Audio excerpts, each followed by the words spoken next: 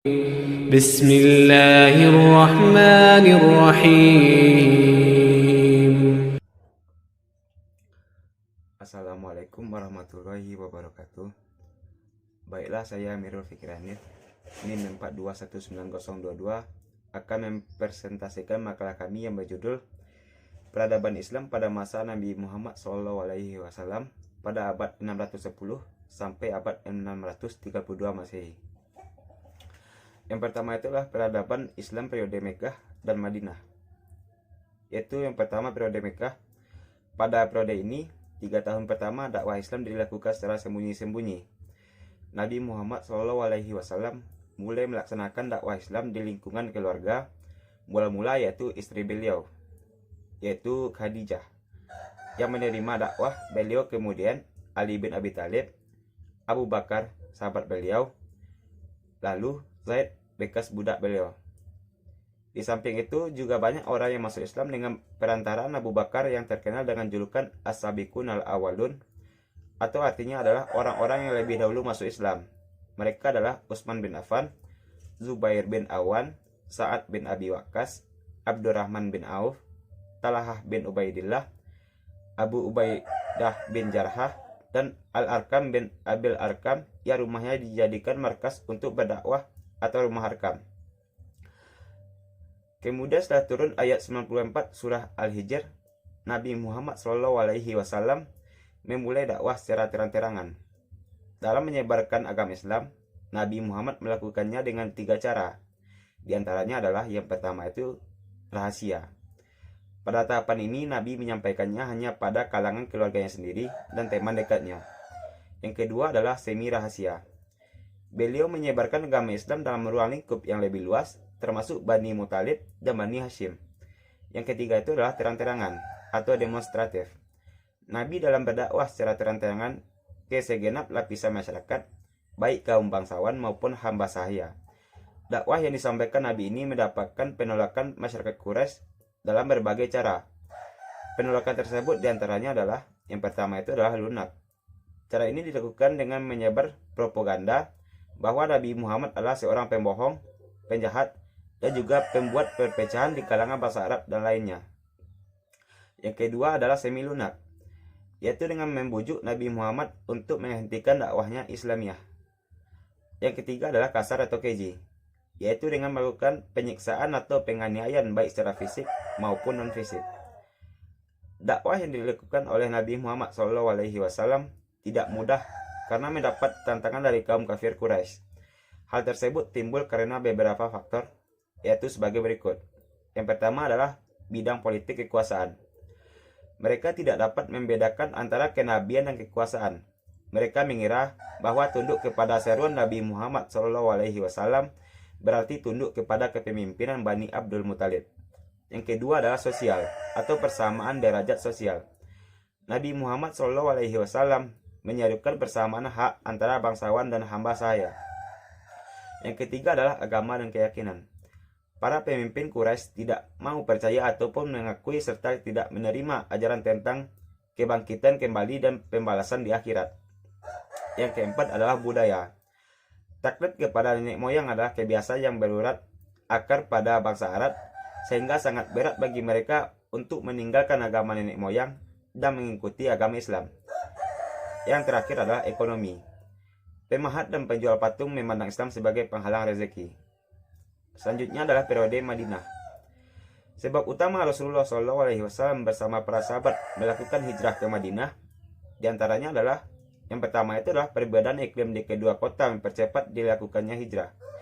Iklim Madinah lembut dan watak rakyatnya yang tenang sangat mendorong penyebaran dan pengembangan agama Islam. Sedangkan kota Mekkah malah sebaliknya. Yang kedua, pada umumnya Nabi tidak dihormati di negara-negaranya, sehingga Nabi Muhammad pun tidak diterima oleh kaumnya sendiri. Yang ketiga adalah tantangan yang Nabi SAW hadapi tidak sekeras di Mekkah. Dalam periode ini, pengembangan Islam lebih ditekankan pada dasar-dasar pendidikan masyarakat Islam dan pendidikan sosial kemasyarakatan. Oleh karena itu, Nabi SAW kemudian meletakkan dasar-dasar masyarakat Islam di Madinah sebagai berikut. Yang pertama, mendirikan masjid. dengan tujuan Rasulullah mendirikan masjid ialah untuk mempersatukan umat Islam dalam satu majlis, sehingga di majlis ini umat Islam bisa bersama-sama melaksanakan sholat berjamaah secara teratur, mengadili perkara-perkara, dan musyawarah. Masjid ini memegang peranan penting untuk mempersatukan kaum muslimin dan mempererat tali ukhuwah Islamiyah. Yang kedua adalah mempersatukan dan mempersaudarakan antara kaum Ansor dan Muhajirin. Rasulullah Shallallahu Alaihi Wasallam mempersatukan keluarga-keluarga Islam yang terdiri dari Muhajirin dan Ansor. Yang ketiga adalah perjanjian saling membantu antara sesama kaum muslimin dan bukan muslimin. Nabi Muhammad Shallallahu Alaihi Wasallam hendak menciptakan toleransi antar golongan yang ada di Madinah. Oleh karena itu, Nabi Muhammad Shallallahu Alaihi Wasallam membuat perjanjian antara kaum muslimin dan non-muslimin. Yang keempat, meletakkan dasar-dasar politik, ekonomi, dan sosial untuk masyarakat baru. Ketika masyarakat Islam terbentuk, maka diperlukan dasar-dasar yang kuat bagi masyarakat yang baru berbentuk tersebut. Oleh karena itu, ayat Al-Quran yang diturunkan dalam periode ini terutama diturunkan kepada pembinaan hukum. Ayat-ayat ini kemudian diberi penjelasan oleh Rasulullah SAW baik dengan lisan maupun perbuatan beliau, sehingga terdapat dua sumber hukum dalam Islam, yaitu Al-Quran dan hadis. Dari kedua sumber hukum Islam tersebut dapat suatu sistem untuk bidang politik, yaitu sistem musyawarah, dan untuk bidang ekonomi dititik beratkan pada jaminan keadilan sosial, serta dalam bidang kemasyarakatan diletakkan pula dasar-dasar persamaan derajat antara masyarakat atau manusia, dengan penekanan bahwa yang menentukan derajat manusia itu adalah ketakwaan. Yang kelima itu adalah mengadakan perjanjian dengan seluruh penduduk Madinah, baik sudah masuk Islam maupun yang belum masuk Islam. Perjanjian ini dikenal dengan Piagam Madinah, yang berisi undang-undang dikenal dengan Konstitusi Madinah. Konstitusi ini secara garis besar menyangkut pada masalah-masalah yang berkaitan dengan seluruh aspek kehidupan manusia, yaitu yang pertama adalah bidang politik. Di dalam Piagam Madinah menerapkan sistem musyawarah. Yang kedua adalah bidang keamanan. Seluruh warga negara berhak mendapatkan keamanan dan kemerdekaan. Ketiga adalah bidang sosial. Nabi Muhammad SAW meletakkan dasar persamaan di antara manusia. Yang keempat adalah bidang ekonomi. Nabi Muhammad SAW menerapkan sistem yang dapat menjamin keadilan sosial. Yang kelima adalah bidang keagamaan. Hak beragama dijamin, namun harus memiliki sikap toleransi terhadap kegiatan-kegiatan keagamaan yang diselenggarakan oleh masyarakat atau penduduk kota Madinah. Adapun penjabaran dari piagam ini yang dijadikan sebagai dasar dalam pembina masyarakat Islam yang baru dibentuk Rasulullah SAW meliputi beberapa prinsip. Di antaranya adalah yang pertama itu adalah al-ukhuwah, meliputi ukhuwah basyariah, ukhuwah wataniyah, dan ukhuwah islamiyah. Yang kedua adalah musawah. Semua penduduk memiliki kedudukan yang sama dan setiap warga masyarakat memiliki hak kemerdekaan, kebebasan, dan yang membedakan hanyalah ketakwaannya. Yang ketiga adalah at-tasamuh. Umat Islam siap berdamping secara baik dengan semua penduduk termasuk Yahudi, serta bebas melaksanakan ajaran agama dan harus memiliki sikap toleransi. Yang kelima adalah al-ta'awun.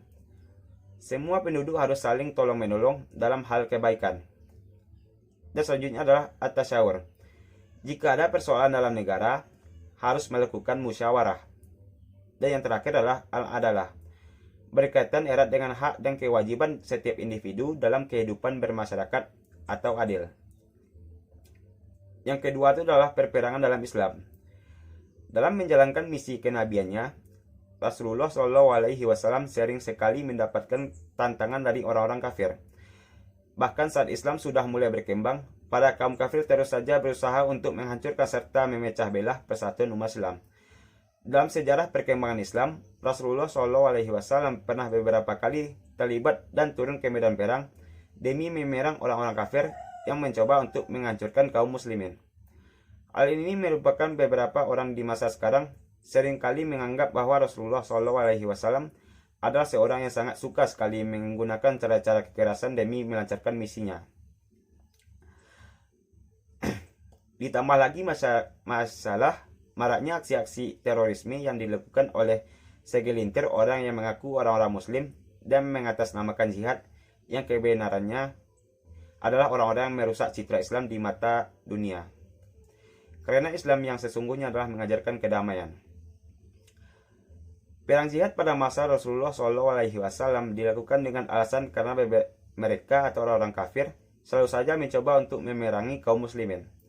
Bicara soal perang, pada masa-masa berkembangnya agama Islam, terdapat 5 perang besar yang pernah dialami oleh umat Islam. Di antaranya adalah yang pertama itu adalah Perang Badar. Pertempuran besar pertama antara umat Islam melawan musuh-musuhnya. Pada saat itu kaum muslimin yang berjumlah 313 orang bertempur menghadapi pasukan Quraisy dari Mekah yang berjumlah 1000 orang. Perang ini terjadi pada 17 Maret 624 Masehi atau 17 Ramadan 2 Hijriah. Setelah bertempur habis-habisan sekitar 2 jam, pasukan muslim menghancurkan barisan pertahanan pasukan Quraisy yang kemudian mundur dalam kekacauan. Yang kedua adalah Perang Uhud.